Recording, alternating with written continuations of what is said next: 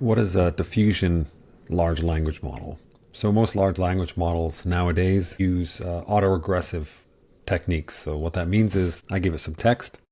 Its only job is to really predict the next token in the sequence, add that back in, loop again, predict the next token, and it will generatively give you more and more tokens. There was a recent paper that came out, I think in February, talking about diffusion large language models. And I think there was work previously on this as well, that I was curious, what's the difference between how an autoregressive model does it and the diffusion model?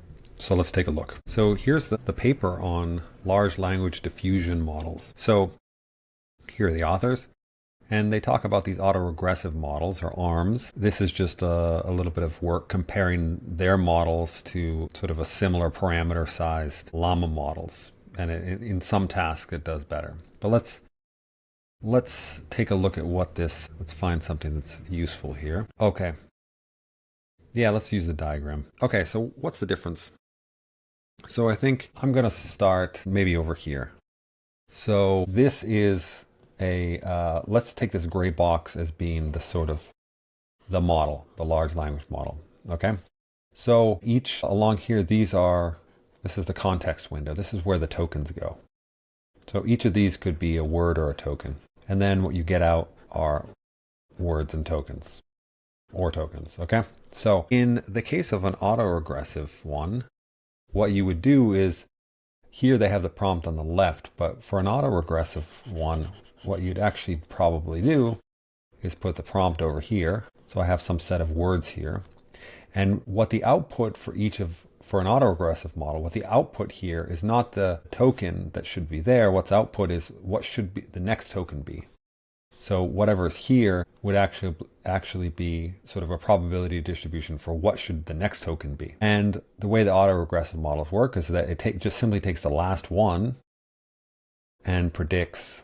So it takes this here and says, what's my most likely next token, or some other sampling of that. And it's going to then add that onto the prompt. And then it will move it over and fill up more of the context window. And so in that case, these color things over here would simply be like some filler, some blanks, right? Or masked in this case.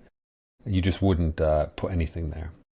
And you just predict the next one, and then it keeps moving over and over until you fill up the context window. And then we've talked about this before, there's some techniques for wrapping it around, but the context window really is sort of a fundamental limit. Okay, so what are they talking about here? What are these diffusion models doing? Well, let's go over here. What they do, this is sort of part of the training here. So what they do is you fill up the context window with some text. So the context window is the maximum number of tokens that you can ingest. And you're going to, then what you do in the training is you select this random t. So here t goes from 0 to 1. And if t equals 1, that means everything is going to be masked. It's going to block out all of these things. And then you feed it into the model, and it tries to predict for each of the masked tokens what the token actually should be. If t were equal to 0.5, then 50%, so this represents sort of the percent of tokens that are masked. And so t equals 1 are all masked, and t equals 0, none of them are masked. So here, this is some intermediary. So you pick a t, you mask at random that percentage of tokens. So here, this one has been masked, and this one has been masked. So you got this one and this one. And when you feed it into the model, all it's doing is trying to predict not the next token, but what the masked token is. So what should this token be, given the context? Then what you can do is you can use the loss to sort of train the parameters. So you compare what you predicted versus what it should have been. You can train with gradient descent the parameters in this. So right now, the model itself is just a black or gray box in this case. But in the paper, the way they did it is they used a standard transformer model. So in fact, it's the exact same architecture as what the autoregressive ones use. So it's just a standard transformer. The only difference is when you train it, you're training it to predict what is the token in that position, the mask token in that position. You're not trying to predict the next one. So you're really just trying to fill in the context window. And so this is a pretty straightforward. So all you do is you just grab a bunch of data from Wikipedia or the internet, the same training data you have before. You fill up the context window. You randomly mask some percentage of them. You predict what the mask tokens are. And then you compare what they should have been to what you got, and using gradient descent and the loss function, which is really, I think they use a cross entropy loss function here, which is a fairly standard loss, to train this model. Now, then that's not the only thing. So then it gets really good. The model gets really good at just predicting what the missing tokens are.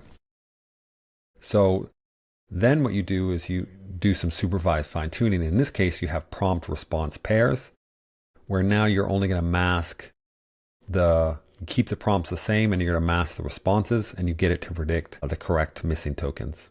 And you just get it really good based on these prompts to get the right kind of response. So this is the same supervised sort of fine-tuning step. The only difference is it is just predicting the missing tokens. So again, this is kind of fundamentally different from trying to predict the next token. And then when it comes to the actual inference, so let's say I've trained this, I've done the initial pre-training. I have supervised fine-tuning, so I get it good at doing prompt response pairs and predicting what the response is. Then what I can do is in inference, obviously I give it a prompt. Now, unlike the autoregressive models where I put the prompt over here, I now put the prompt on the left, and I'm filling in what the response should be. Initially, it goes through a sort of diffusion process. So this is where the T's come in. So now I mask everything. So based on the prompt, I'm going to then try to predict all of the tokens. So the model will give me a guess for all of the tokens. Then what do I do? What I do is I'm then going to remask it again. If T equals 0, it's going to give me a prediction for every single one of these tokens because it's fully masked, but it will guess based on the prompt.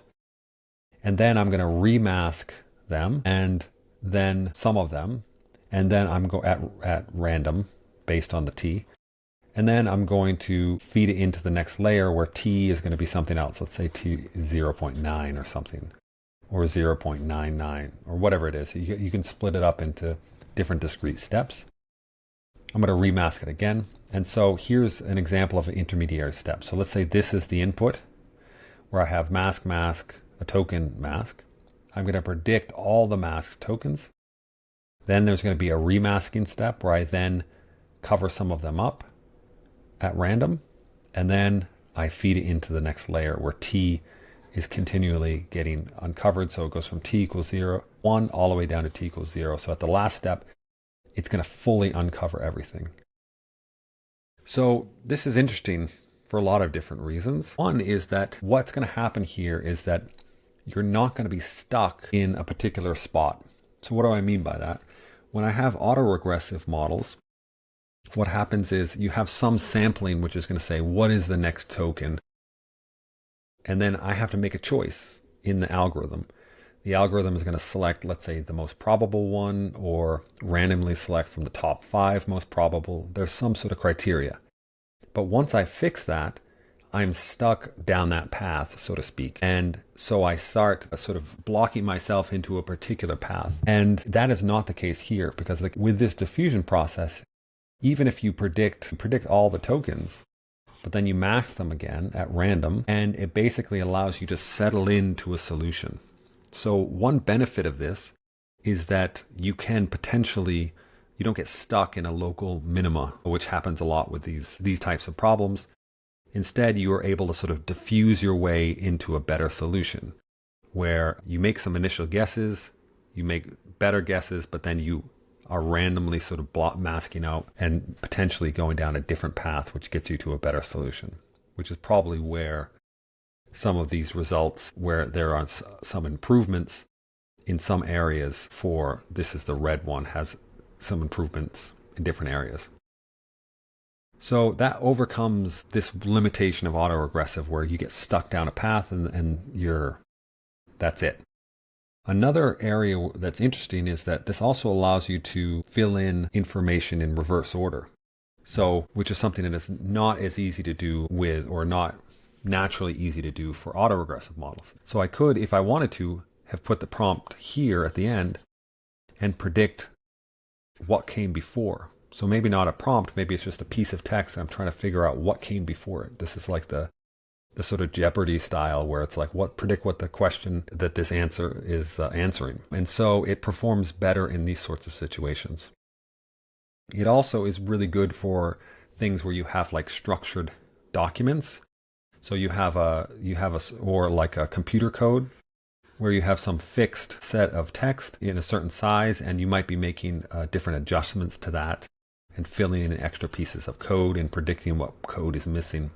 Those kind of tasks where you're working on a document or working on a sort of structured piece of code, you might do a better job than having to sort of just auto-regressively recalculate all of this again. Now, some of the downsides, I think, are, well, this is a very new area.